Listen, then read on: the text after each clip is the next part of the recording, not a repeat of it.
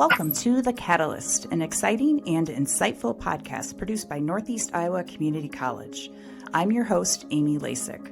Together, we'll explore the people, programs, and partnerships that make Northeast Iowa Community College unique. From student success stories to behind-the-scenes info about athletics, innovation, and industry collaboration, each episode dives deeper into your community's college. Get ready for an inside look at the impact of community-driven education at NICC. Well, hello, and welcome to The Catalyst. I'm Amy Lasack, and today I get to sit down with two of the people who spend a lot of their time in the community having real conversations with employers, our contract training sales team. These are the folks who hear firsthand what's keeping business owners up at night, what skills they're struggling to find, and what's actually changing in their workplaces. We're going to talk about those conversations, what they look like, what they're hearing right now, and how those insights turn into training that actually works for both employers and their employees. So I want to welcome Greg Willging and Alison Holten to The Catalyst. Welcome. Thank you. Good morning, Amy. So I want to talk a little bit about contract training at a community college. Greg, we'll start with you. How do you explain what your job is to people who have no idea what contract training is?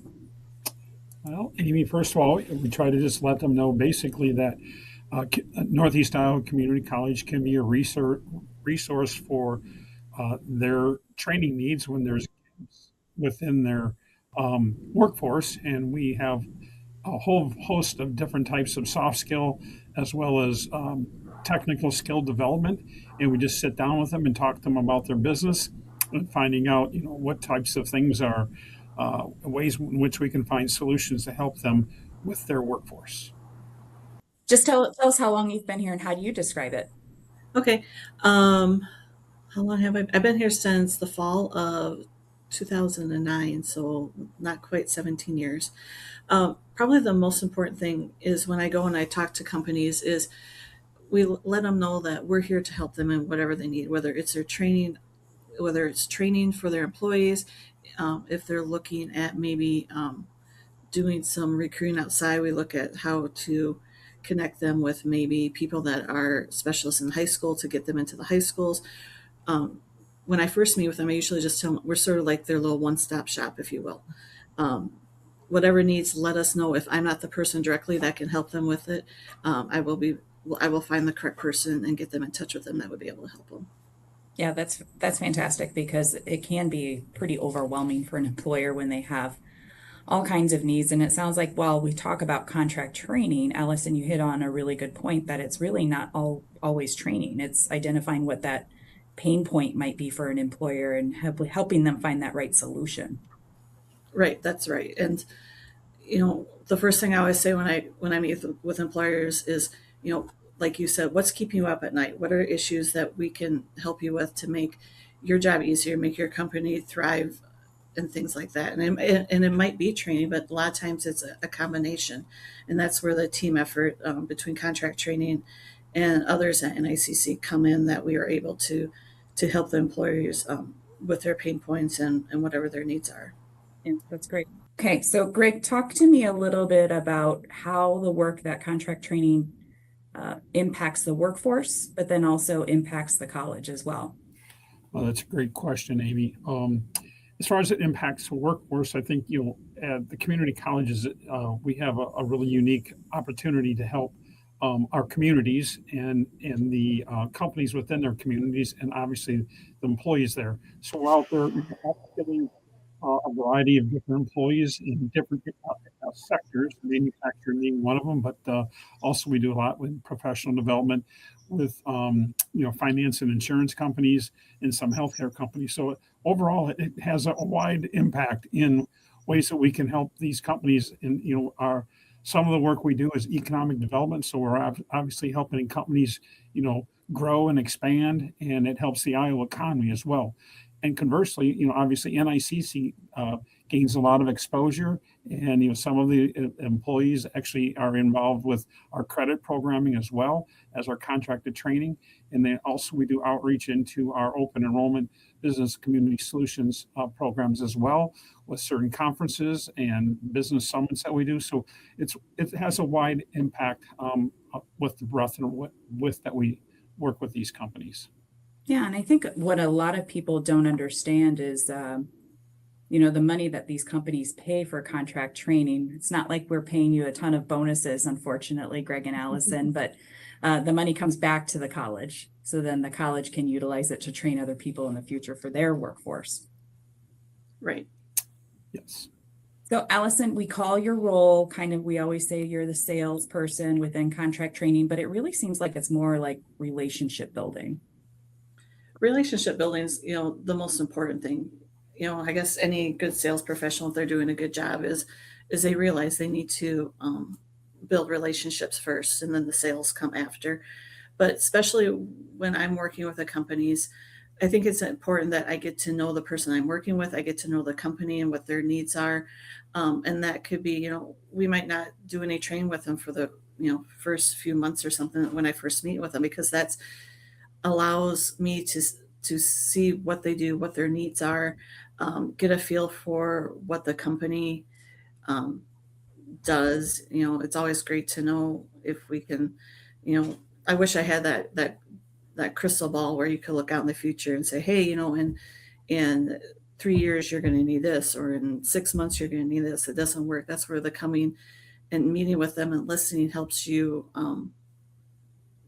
better guess what their needs will be, whether it's they're looking to fill some open positions that they've been trying to fill externally and haven't been able to, and then working with them, say, okay, how can we take some of your internal employees who are already invested in your company and move them up into the into those higher positions.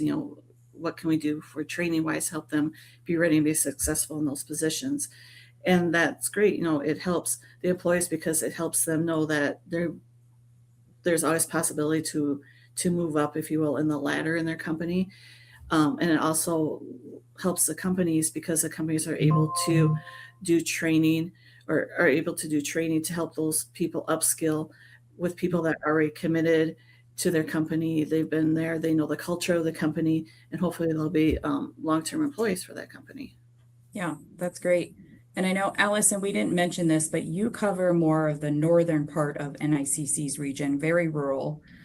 Greg, you cover more kind of the southern area, including Dubuque, so a little bit more populous area. I'd be curious to hear from both of you. Are there trends that you're hearing from employers in your area, things that are, doesn't matter which employer you're talking to, size or type of industry, certain things that you're hearing that are their pain points? Allison, we'll start with you. A lot of it is there's just uncertainty, not knowing how tariffs are going to affect them, whether it's their raw materials that they're bringing in to produce their product, or if it's how their product, when they export, is going to be taxed by wherever they're exporting it to. Up in, like I said, I cover mostly the rural areas of our district, and finding qualified employees is always a issue, regardless if you're going full bore and having a hiring frenzy, or right now, hiring sort of slowed down a lot with a lot of uncertainty in the economy and things like that. But just finding the right people, to move into those positions, especially some of the higher, more skilled positions. It's hard to find, because and a lot of the companies are facing their current workforce is aging out, and there's going to be a lot of brain drain and skills and just warm bodies that they're going to need to figure out what it looks like and how do you fill those positions and still be competitive and grow the company at the same time. Yeah, that makes a lot of sense. Greg, are you hearing similar things or different things in your area? I'd say overall, Amy, it's the same temperature. Companies there's a slowdown in the economy for various reasons. Hopefully, beginning of the new year that we're here, I think hopefully everyone's looking for a brighter, future as far as in the manufacturing sector, which again probably is, I'm going to say 80% of the companies we work with are tied somehow to manufacturing. So that's the majority of our contracted training and working with the 260E and 260F programs for funding sources. But overall, yeah, I think it's just kind of, employment has slowed down as far as hiring, and I think it's just a time where companies are taking a little breath of fresh air and maybe upskilling because things are not. The hiring craze has slowed down and gives them an opportunity to upskill some of the current employees that they've brought into certain positions. So it's that's what we're seeing, I think, mostly going on right now. Yeah, it's a good time to take a look at upskilling when you have an opportunity to take that breath and take a step in. But Greg, you've been at the college for quite a while. What does it mean to you to represent the college out in the community as you're out talking to businesses? Well, it's a passion of mine. I've been doing it for well over 20 years. I've had the good fortune. NICC is I think we learn a lot about what the college offers to our area employers. Um, they see us in the light to helping them, and as Allison pointed out before, in the context that we're relationship builders. Sometimes it always doesn't happen real fast with us, but over time we get a chance to work with these companies, and they call us when they need us. Otherwise, we stop in and we kind of leave some information, and sometimes we strike up conversations. We've done a lot of upskilling lately in the industrial maintenance area, and I think that's just knocking on doors where companies needed certain particular positions to have skills that weren't out there they're finding rapidly. So it's been a great pleasure to work with all of our companies in Northeast Iowa, and we look forward to many more years to come and bringing these types of training opportunities to them. So either one of you can jump in on this question, but what does it look like when you have that very first conversation with an employer? What sort of questions do you ask to try to get to that nugget of what they're exactly needing? When I first meet with an employer that I haven't met with before, obviously, go and introduce myself, give them a little bit background because I do have a background in manufacturing, um, and talk a little bit about that. Um, and then basically, I listen. I ask, some um, trigger questions, if you will, and like I said, the most important, how's your business looking? Um, I always ask what they look like, what their backlog looks like, because that gives me an idea of what their future could look like. If they're slowing down, if they're going to be ramping up. If it's a new company, I like to know when their quote unquote busy seasons are. Some companies are seasonal where they're really, really busy one part of the year and then they start taper down. And I like to know that. So then I know when it's their busy season, that's not a time they're going to want to be doing training, or they're going to want to be bothered by me in some cases with a visit because, they're going whatever they're doing production, getting everything out the door. And then when it slows down, I know when the time is better going to be for training.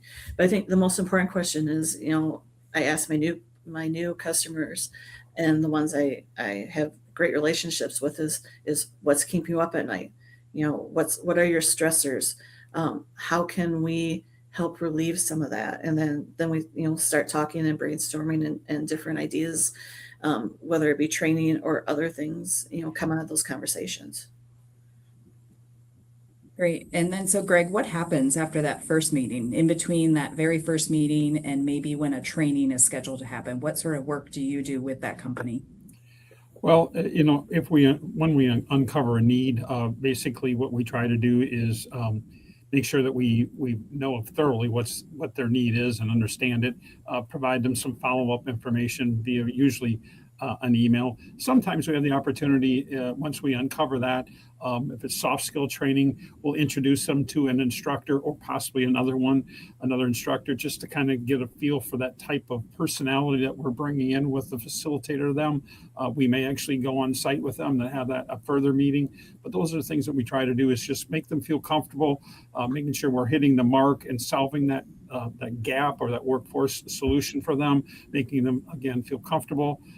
And then obviously try to set forth some parameters for when we're going to deliver it, how we're going to deliver it, and those types of areas that we're trying to cover. A lot of customization, it sounds like, goes into the work that you do and the partnerships you have with employers. I would say that there's probably no two trainings that we do alike from one company to the next, or the same company as well. I think very frequently we do not do the same training twice.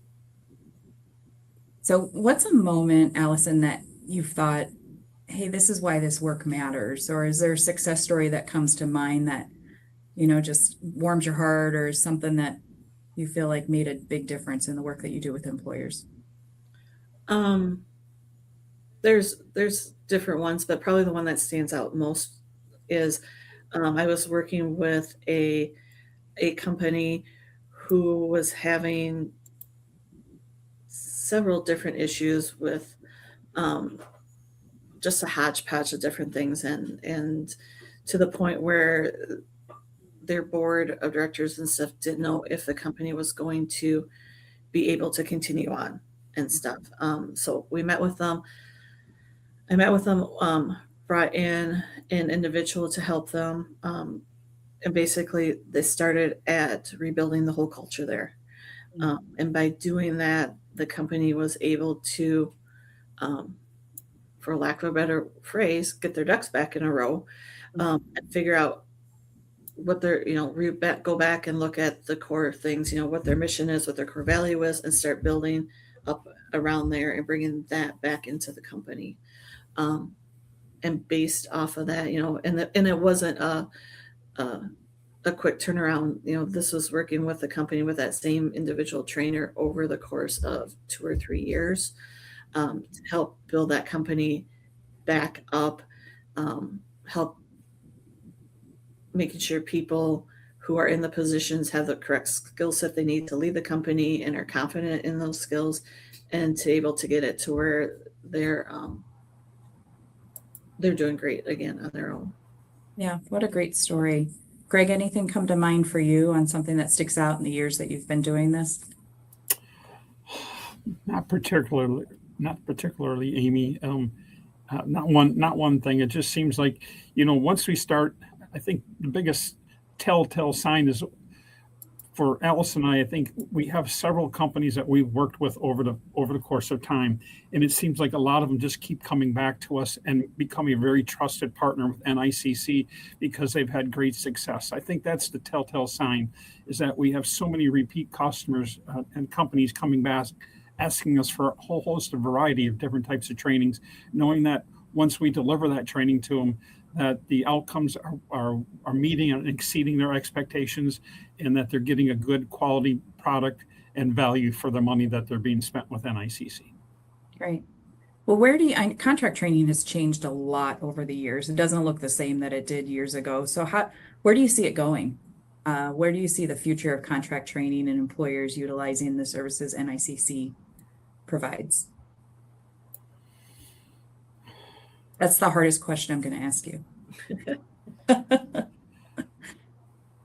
I think, for a while we've seen a lot of change with a lot of trainings or outlets out there coming on where you can go ahead and for $59.99 you can get this training online, and you can sit in front of a computer and take the trainings.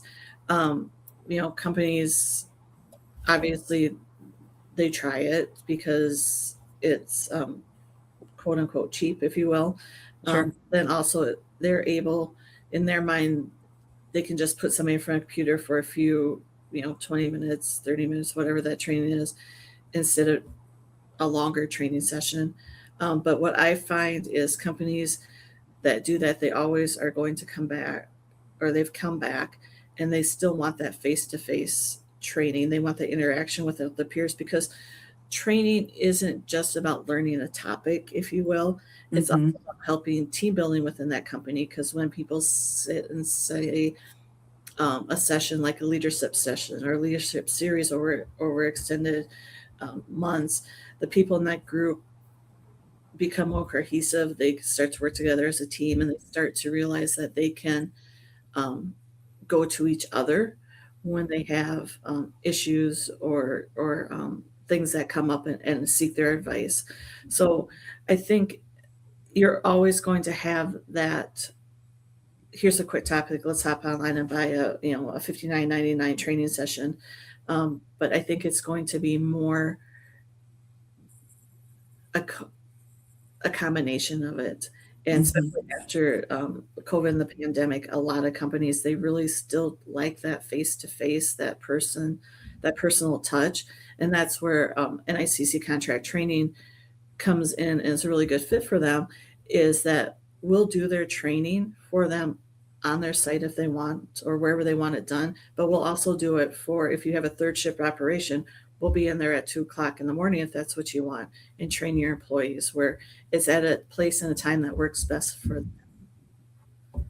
That's great. Greg, I saw you nodding your head quite a bit. Are you seeing the same sort of thing?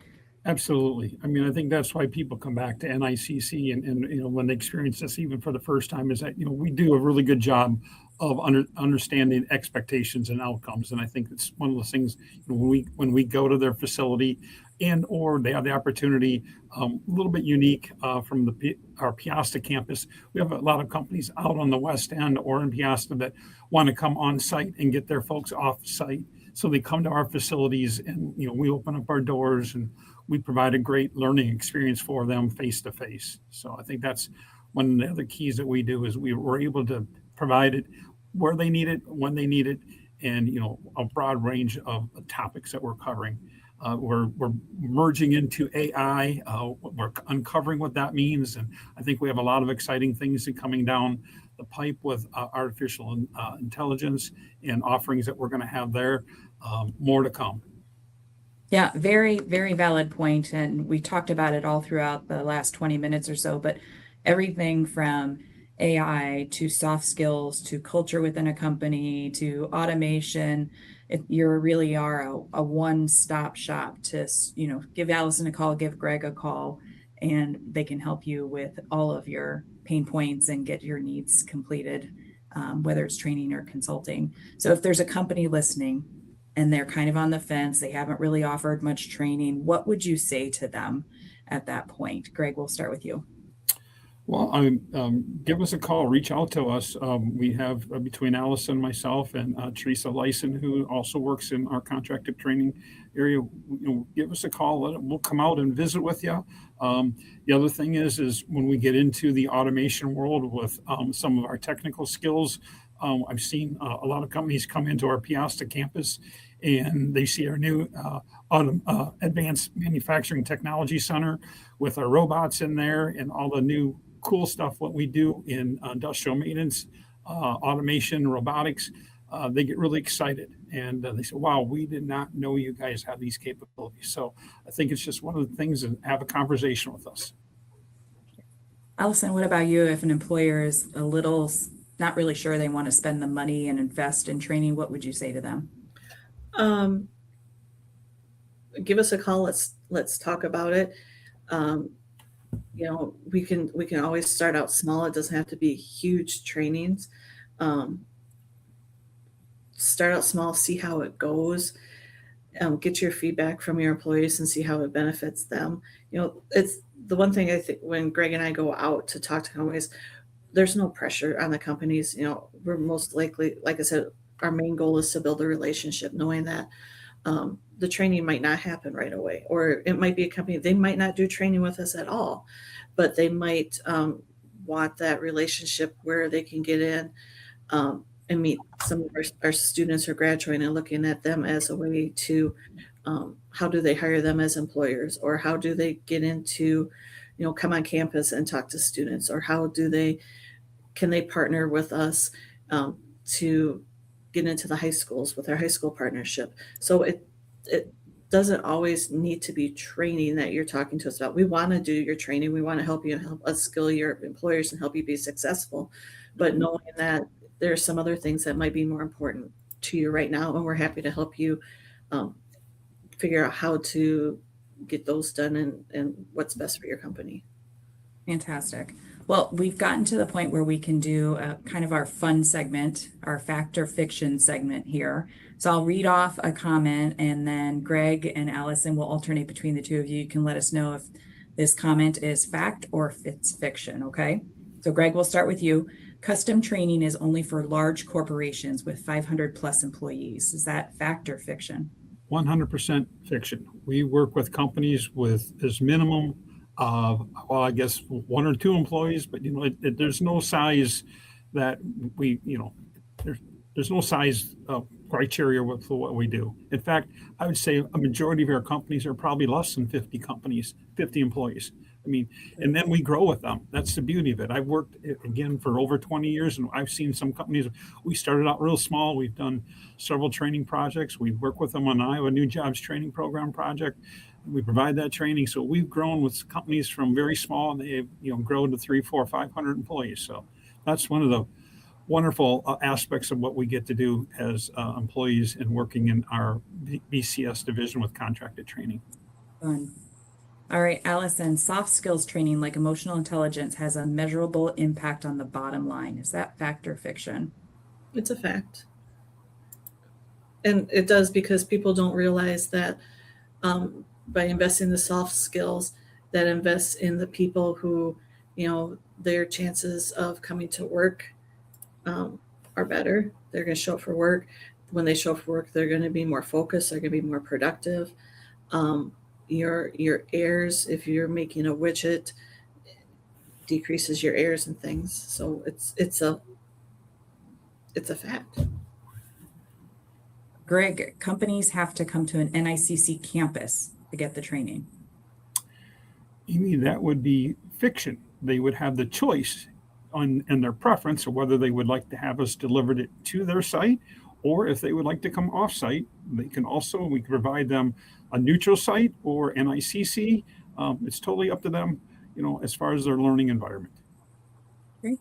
Alison, NICC can help find grants or state funding to offset training costs. That is a fact. We always will work with companies because we know costs and budgeting is very important. If we can find a grant to help offset that cost, we will do that for them. And then Greg, employers really should only call you when they know exactly what kind of training they want. Is that fact or fiction? Well, I would say that would be fiction. They don't need to know exactly. Sometimes they do know exactly, but we can all, help them solve them, those gaps, so we can, find different solutions for them and come up with a customized solution to help them with those gaps. Okay. And so Alison, kind of related, the next one is you often go into a meeting thinking you'll talk about one topic, but it turns into something else. Is that fact or fiction? For me, it's fiction, because I go into a meeting usually with an open mind, not knowing what we're going to talk about. And like I said, it always comes back to, after we get through some of our small talk that we do, it always goes back to what's keeping you awake now. And one thing keeping them awake this week can be completely different than what kept them awake last week. Very true. And the last one, Greg, if people really understood your job, they'd realize it's part sales, part consulting, and part therapy. Is that fact or fiction? Boy, I'm kind of wavering on that one, but I'll say it's more part fact. I mean, we do a little bit of everything for them. We help them, again, with providing a customized solution. So we are therapists. We ask a lot of questions. They sometimes come up with the answers themselves. We help them, provide those instructors, facilitators. And that's, I think, Alison and I, we have one of the best jobs, I think, at Northeast Iowa Community College, because we have such a diversified daily, weekly, monthly work regimen, going out, meeting with companies here, bringing them to our campus. It's thoroughly enjoyable. And, we are truly, I don't think as much sales folks as we're relationship managers. I think that's what I've always told people is we develop long lasting relations. Oftentimes, it's sad when people go to different companies or move out of our area, some retire. So then we start new relationships, and that's all part of the fun of our job, is that we get to go out and meet new people and go into new places. And I think one of the benefits that Greg and I have too is we're out there looking at working with a lot of different companies. So when we come to a company, and they tell us something, and we can reassure them that that's not only happening here, that's happening outside. Obviously we don't disclose any confidential information or anything to tell the companies, but just let them, I think sometimes when I talk to companies, just let them know they're not the only ones that are feeling that pressure or that stressor that it's happening out. And then also, we're also able to, if I have a company who maybe has a new HR person that's just starting, I'll ask them if I can find someone in the HR world that would be willing to share their contact information. So if you have an issue or something that you could call, call a colleague in a different company to talk to, or just use as a sounding board. Would you be willing to, 100%? They're like, yeah, I'd love that. And, the company's like, yeah, please share my information. I'd be willing to help. So I think that's one of the benefits that Greg and I bring also, is that we work with such a variety of different companies in the area that we can help the companies within the area to, when it makes sense, to help them build relationships with each other. Sure. Yeah, I've often said, go ahead, Greg. I would also add, Amy, it truly helps our colleges in the holistic world, is because we are sometimes the eyes and ears that are on the credit side. We're able to take back, things that we uncover to help maybe, bridge the credit programming, apprenticeship programs. We've helped them build that. We've helped some other credit programs expand equipment, expand labs, because we are the eyes and ears out there in some cases where that's not being conveyed back to our NICC credit offerings. And I think that's just another really rewarding part of what we're doing, is being the eyes and ears and the voice for the college. Yeah, I've often said that our contract training team is the most well-networked individuals that you'll find at the college, and you really do get to see a lot of cool things that most people don't even know are happening within our region. So we've learned a lot here this last half hour. I want to thank both of you, Alison and Greg, for joining us on the Catalyst. We do have a website that if anybody's interested in learning more about contract training, the QR code will pop up here if you're watching. But if you're listening, it's www.nicc.edu/customized solutions. So thank you both so much for spending time with us today at the Catalyst and giving people a sneak peek behind the scenes of contract training. I really do appreciate the work that you both do and the perspective that you bring back to the college. So thank you. Thank you. You're welcome. Thank you, Amy. Thanks for joining us on this episode of The Catalyst. If you enjoyed the conversation, make sure to follow or subscribe on your favorite podcast platform so you never miss an episode. Want to learn more about NICC and the many ways we support our students, partners, and community? Visit nicc.edu for more resources and upcoming opportunities. This podcast is produced by Northeast Iowa Community College and hosted by me, Amy Lasack, with executive producer Tessa Hill, producer Travis Hunt, and graphic designer Ashley Conzen.